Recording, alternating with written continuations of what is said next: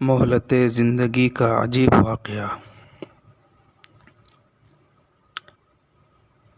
ایک بادشاہ کا باغ تھا۔ اس باغ کے کئی حصہ تھے اور ہر حصہ میں پھل لگے ہوئے تھے۔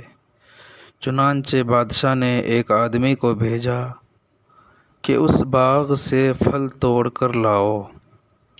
کوشش کرنا کہ تم اچھے پھل توڑ کر لانا، میں تم سے خوش ہوں گا اور تمہیں انعام دوں گا، لیکن ایک شرط ہے کہ جس حصہ سے ایک دفعہ گزر جاؤ گے اس میں تمہیں دوبارہ واپس آنے کی اجازت نہیں ہوگی۔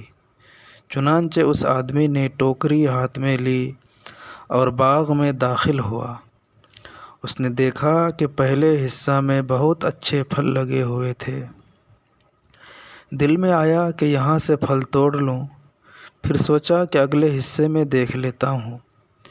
جب اگلے حصے میں داخل ہوا تو دیکھا وہاں بہت اچھے پھل لگے ہوئے ہیں۔ دل میں خیال آیا کہ یہاں سے پھل توڑ لوں، پھر سوچا کہ اگلے حصے میں جا کر دیکھتا ہوں، ہو سکتا ہے وہاں اور بہتر ہو۔ جب وہاں جا کر دیکھا تو وہاں سے بھی زیادہ اچھے پھل لگے ہوئے تھے۔ دل میں خیال آیا کہ یہاں سے پھل توڑ لوں، پھر سوچنے لگا نہیں، اپنی ٹوکری میں سب سے بہترین پھل لے کر جاؤں گا، اس لیے اگلا حصہ میں دیکھتا ہوں۔ جب اگلے حصے میں گیا تو دیکھتا ہے کہ وہاں پر بہت ہی بہترین پھل لگے ہوئے ہیں۔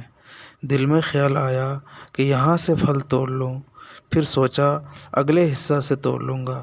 جب آخری حصہ میں داخل ہوا تو دیکھا کہ اس حصے کے درختوں پر پھل نہیں لگے ہوئے تھے۔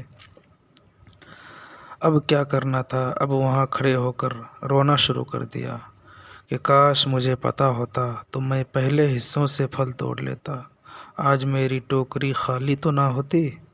اے انسان، تیری زندگی کی مثال ایسی ہی ہے۔ تیرا ہر دن تیرے لیے باغ کا حصہ ہے۔